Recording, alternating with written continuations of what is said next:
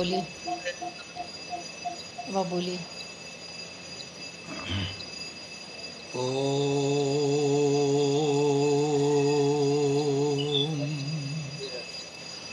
सर्वे भवन्तु सुखिनः, सर्वे सन्तु निरामया। आवाज कम जरूर आ गया। हेलो। सर्वे भद्राणि पश्यन्तु मा कश्चित् दुःखभाग् भवेत्।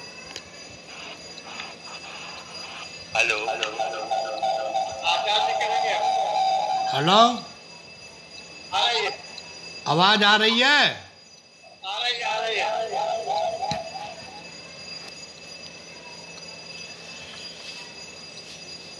एक बड़ी सुंदर प्रार्थना मैंने आपके आगे रखी। सर्वे भवन्तु सुखिना, सर्वे सन्तु निरामया, सर्वे भद्राणि पश्यन्तु मा कश्चित् दुःख भाग् भवेत्। ये एक प्रार्थना का श्लोक है। और जितना भी धर्म प्राण जनता है, आस्तिक लोग हैं, ज्ञान भक्ति और कर्म को मानने वाले लोग हैं, वो अपनी प्रार्थना में इस मंत्र को, इस श्लोक को अवश्य बोलते हैं। ये हमारी संस्कृति का मेरुदंड है। सारे महाभारत का सार भी यही है, वसुधैव कुटुंबकम। ये पूरी वसुधा हमारा कुटुंब है। इसका एक अर्थ और बनता है कि जो व्यक्तिगत जीवन है, इंडिविजुअल लाइफ है, वो लेस इम्पोर्टेंट है। जो कलेक्टिव लाइफ है वो ज़्यादा महत्वपूर्ण है। इसलिए हिंदू जब भी प्रार्थना करता है तो सर्वे भवन्तु सुखिना।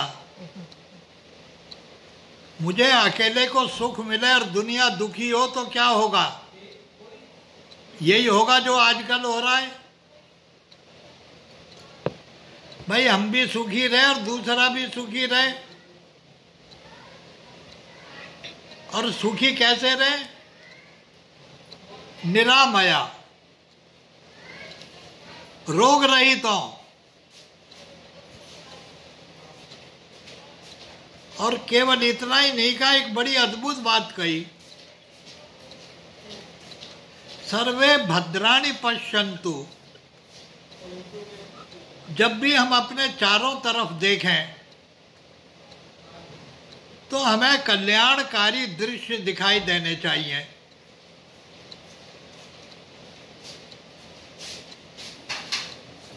अब तो हम अपने चारों तरफ भयंकर उत्पात देख रहे हैं। एक तो दैव विपाक से कोरोना रोग फैल रहा है और दूसरी ओर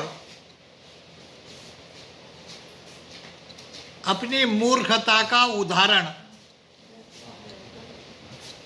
युद्ध और युद्ध की तैयारी के द्वारा हम लोग दे रहे हैं। हम लोग से मेरा तात्पर्य है ये मानव समाज।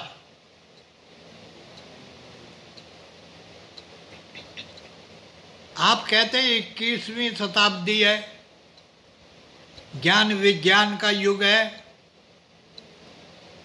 लोकतंत्र का युग है, प्रजातंत्र का युग है। ये बातें निकम्मे लोगों की निकम्मी बातें हैं।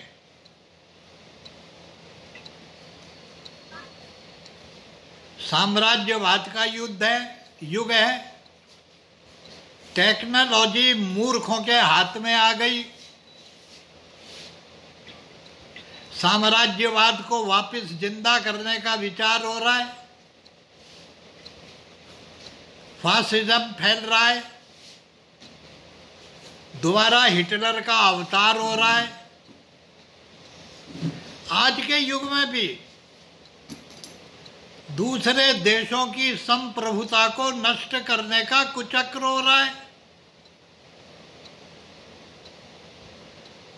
ऐसी परिस्थिति में सर्वे भद्राणि पश्यन्तु का है। टीवी पर देखो तो बॉम्बे का हॉस्पिटल दिखा देते हैं, दिल्ली में बीमारों का क्या हाल हो रहा है ये दिखा देते हैं, जिंदा रोगी और मुर्दे एक ही बेड में पड़े ये दिखाई दे रहे हैं। ये भद्राणि पश्यन्तु है। ये कल्याणकारी दृश्य देखने के लिए ही इंतजार हो रहा था क्या? इस सारी विडंबना का कारण, इस सारी कुरूपता का कारण एक बहुत बड़ा है। वस्तुतः हम जानते ही नहीं है कि हम जी क्यों रहे हैं। ये राज्य सत्ता काय के लिए है? ये जितनी भी व्यवस्थाएं हैं इनका अंतिम लक्ष्य क्या है? ये जितने भी विचार दर्शन हैं, जितने भी वाद और संवाद हैं और विवाद हैं, इनका अंतिम लक्ष्य क्या है? ये स्पष्ट नहीं है। और आज का मनुष्य समझता है कि हम बड़े बुद्धिमान हैं, हम बड़े चतुर हैं, लॉजिकल हैं, आर्ग्यूमेंटेटिव हैं, हम बड़े अनुसंधान करने वाले हैं, खोज करने वाले हैं। लेकिन दिखाई बिल्कुल उल्टा देता है। मुझे एक छोटी सी कहानी याद आई, मैं रात को ही पढ़ रहा था।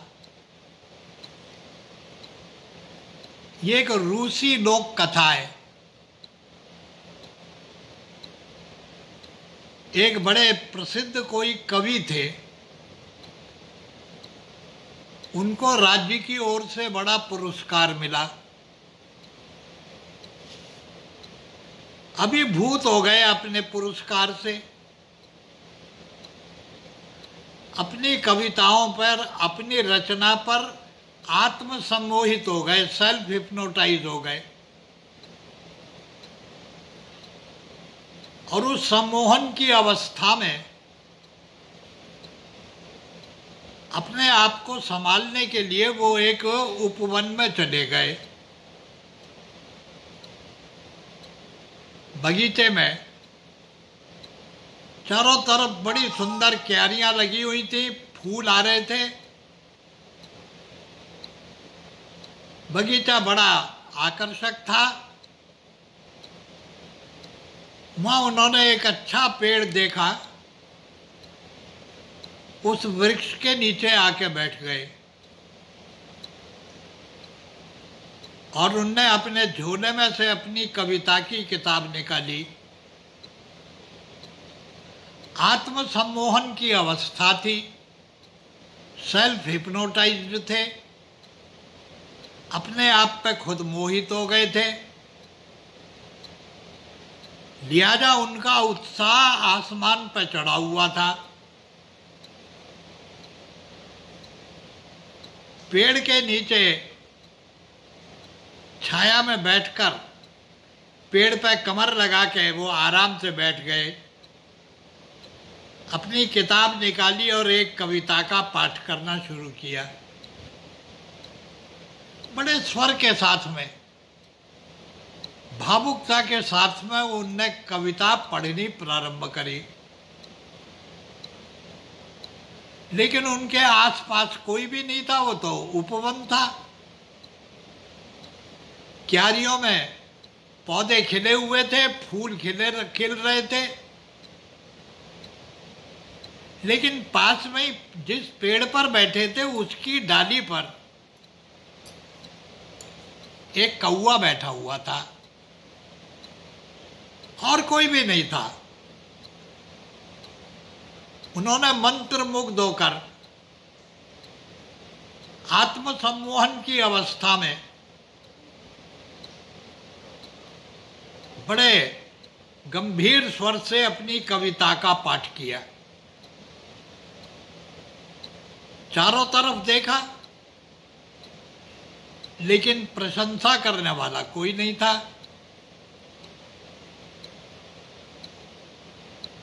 तो वो आत्मकथन करने लगे, खुद ही बोले, जब ये कविता मैंने राज दरबार में सुनाई तो सन्नाटा छा गया था।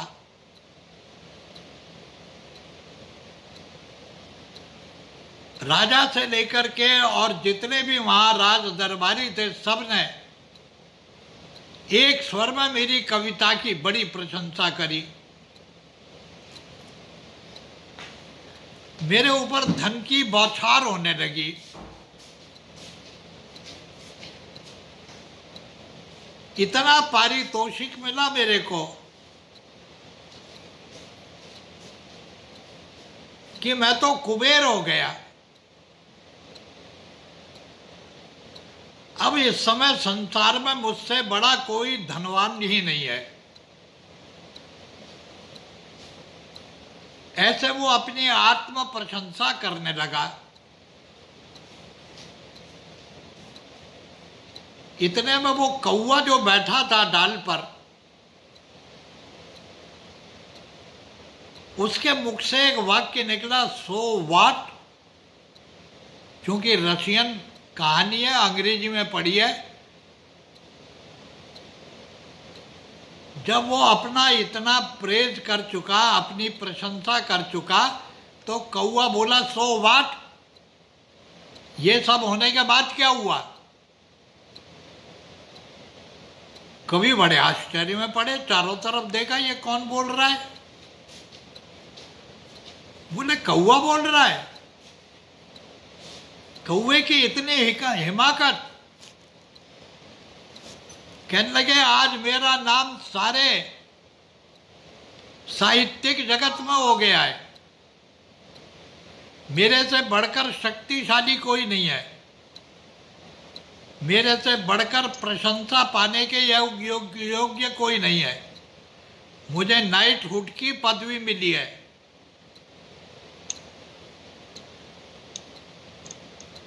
कौवा फिर हंसा जोर से और बोला, सो व्हाट। क्या हुआ? उसने कहा कि अब मेरे को सारा सुख मिलेगा, बढ़िया से बढ़िया नौकर चाकर रख लूंगा, दुनिया की सुंदर से सुंदर स्त्री मुझे प्राप्त होगी, हर सुख सुविधा मुझे प्राप्त होगी। अरे कौवे, तेरे को क्या मालूम है अब मेरे को क्या क्या मिलेगा? इतना बोलने के बाद में कौवा फिर हंसा और बोला, सो व्हाट। फिर इसके बाद क्या? मैं सोच रहा हूं इसी प्रकार का मंत्र मुग्ध एक मूर्ख कवि और है, जिसको चाइना कहते हैं। इसने ताइवान में ऐसी तैसी करी, इंडोनेशिया में हुल्लड़ मचाया, मलेशिया में ये ऐब कर रहा है, दक्षिण कोरिया में इसने ऐब करने की कोशिश करी, चाइना सी में कोशिश कर रहा है, अब इंडिया के पास आ गया। तो कौवा पूछ रहा है इस चाइना से, इतने उपद्रव करने के बाद, सन 51 से हिंदुस्तान और तिब्बत को लूटने के बाद से अब तक, सो व्हाट, क्या मिला तेरे को अब तक? तो भैया मिलना तो बाकी रह गया, वो अब मिलेगा। तो मैं निवेदन कर रहा था, सो बात सुनते सुनते वो कवि ऊब करके और पेड़ की जड़ से उठ करके वापस चला गया। उसके जाने के बाद 2-4 कौवे और आ गए और उस कौवे के पास पहुंच के कहने लगे, क्यों भाई, इतनी बढ़िया बढ़िया कविता सुन के भी तुमने सो वाट ही करते रहे। तो उस पेड़ पर बैठे कौवे ने कहा, इसने गीत गाए, इसने प्रशंसा करी, इसने राजनीति की चाल चली, कूटनीति की चाल चली, छल छद्म किया, इतनी बड़ी खूंरेजी करी, क्या मिला? इससे चीन को क्या मिला? वहां के जीवन को क्या मिला? लोगों को क्या मिला? गीत वही चलेगा जिसका संबंध जीवन से होगा, धर्म वही चलेगा जिसका संबंध जीवन से होगा, आदर्श वही चलेंगे जिनका संबंध जीवन से होगा। जो केवल प्रतिज्ञा होगी, जो केवल एक आइडियल होगा, वो चलने वाला नहीं है। अब लफाजी नहीं चलेगी, अब खाली लफाजी से गाड़ी नहीं चलने वाली है। अब ईमानदारी के गीत की जरूरत नहीं है, अब ईमानदार जीवन की जरूरत है। परमात्मा है, इस पर विवाद करने की जरूरत नहीं है, अब इसको समझने की जरूरत है। आस्तिक होने का अर्थ धर्म का ढोलक बजाना नहीं है। आस्तिक होने का अर्थ है जीवन को नियंत्रित करना, आत्मनियंत्रण करना, सेल्फ कंट्रोल करना, जीवन का सम्मान करना, जीवन की इज्जत करना, दूसरे को अपना जैसा समझना। ये जो उच्च आदर्श हैं, जहां से आध्यात्म प्रारंभ होता है,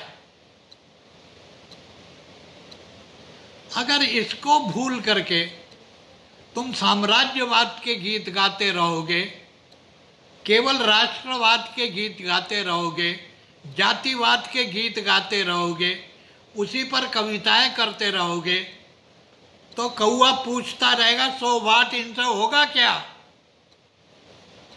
होने के लिए जहां जरूरी है वहां आओ। होने के लिए तुम्हारे मन पर कुछ नहीं होगा, तुम्हारी बुद्धि से भी कुछ नहीं होगा। अगर बुद्धि से कुछ होता तो अब तक सुख शांति स्थापित हो जाती। हमने तो ये देखा, जितना आदमी बुद्धिमान होता गया, जितना वैज्ञानिक होता गया, जितना चतुर होता गया, उतना ही बड़ा सर्वनाश का सामान उसने तैयार कर दिया। तो तुम जिस चीज को पाना चाहते हो वो न मन से प्राप्त होगी, न वो बुद्धि से प्राप्त होगी, न वो इंद्रियों के सुख से प्राप्त होगी, विषय भोग से भी प्राप्त नहीं होगी। तुम्हें गीत गाना पड़ेगा चेतना का, जीवन का, कॉन्शियसनेस का। अगर तुम चेतना के गीत गाते हो तो वो गीत अनश्वर होंगे, वो गीत अनादि होंगे, अनंत होंगे, वो यूनिवर्सल होंगे। और जब तक इस दिशा में आगे नहीं बढ़ोगे तो चाहे बांसुरी कम्युनिज्म की बजाओ, चाहे राष्ट्रवाद की बजाओ, चाहे इस्लाम की बजाओ, चाहे हिंदुत्व की बढ़ाओ, चाहे क्रिश्चियनिटी की बढ़ाओ, ये जितने भी तुम गीत गा रहे हो ये तुम्हारे सर्वनाश के गीत हैं, इनका जीवन से कोई संबंध नहीं है। तो मैं निवेदन कर रहा था कि इतना बड़ा प्रपंच करके विश्व की पहली शक्ति बन करके सो वाट, क्या मिलेगा चीन को? क्या मिला है? ये मिला है, अब अकेले थकेले पड़ गए। मुझे अल्लामा इकबाल की पंक्तियां याद आई, वो इस्लाम का बेबाक बेड़ा जो कुलजम में अटका न जन्म में अटका, वो डूबा दहाने में गंगा के आकर। अब ये गंगा के अंदर डूबने के लिए तैयार हो गया, तो भैया सो वाट। तो मैं निवेदन कर रहा था, हमारे जीवन की समस्याओं का, हमारे जीवन का गीत न बुद्धि का गीत है, न मन का गीत है, न किसी धरती का गीत है, न ये किसी भूखंड का गीत है, न ये कोई इतिहास का गीत है। ये हमारे गीत तो आत्मा के गीत हैं, जीवन के गीत हैं। ये जैसा यहाँ बजता है ऐसा ही अमेरिका में बजता है, ऐसा ही चाइना में बजता है, ऐसा ही जापान में बजता है। तो ये वसुधैव कुटुंबकम, जहाँ जहाँ पर जीवन है वो सब हमारे ही है। ये भाव जो उदात्त भाव है, इसी को रूहानियत कहते हैं, इसी को आध्यात्म कहते हैं, इसी ये ही धर्म कहलाता है। जब हम सबके साथ जुड़ जाते हैं तो धार्मिक होते हैं, और जब हम अकेले पड़ जाते हैं तो नराधम होते हैं, सबसे नीचे होते हैं। तो मैं निवेदन कर रहा था कि इस कोरोना काल में और चाइना के इस समस्या ने सोचने को मजबूर किया है, और ये अगर गहराता है और आगे बढ़ता है तो सचमुच में रूपांतरण होगा। सारे संसार की सोचने की प्रवृत्ति बदलेगी, और जितनी भी संकीर्णताएं, जितने भी दायरे तुमने बना लिए हैं, चाहे वो राजनीति के हों, चाहे वो सांस्कृतिक हों, चाहे वो सभ्यता के हों, चाहे किसी भूखंड के हों, इन दायरों को तो टूटना पड़ेगा। ये दायरे तो टूटेंगे, और दायरों से बाहर हट के जीवन का गीत गाना पड़ेगा, आत्मा का संगीत बजाना पड़ेगा। इसी को आध्यात्म कहते हैं। यही भारतीय दर्शन का मूल मंत्र है। इसीलिए हमारी प्रार्थना है, सर्वे भवन्तु सुखिना। संसार में सब सुखी हो, हम भी सुखी रहें, हमारा पड़ोसी पाकिस्तान भी सुखी रहे, हमारा पड़ोसी चीनी भी सुखी रहे। लेकिन एक बात है, ये अगर सुखी नहीं होंगे तो हम सुखी कैसे रहेंगे?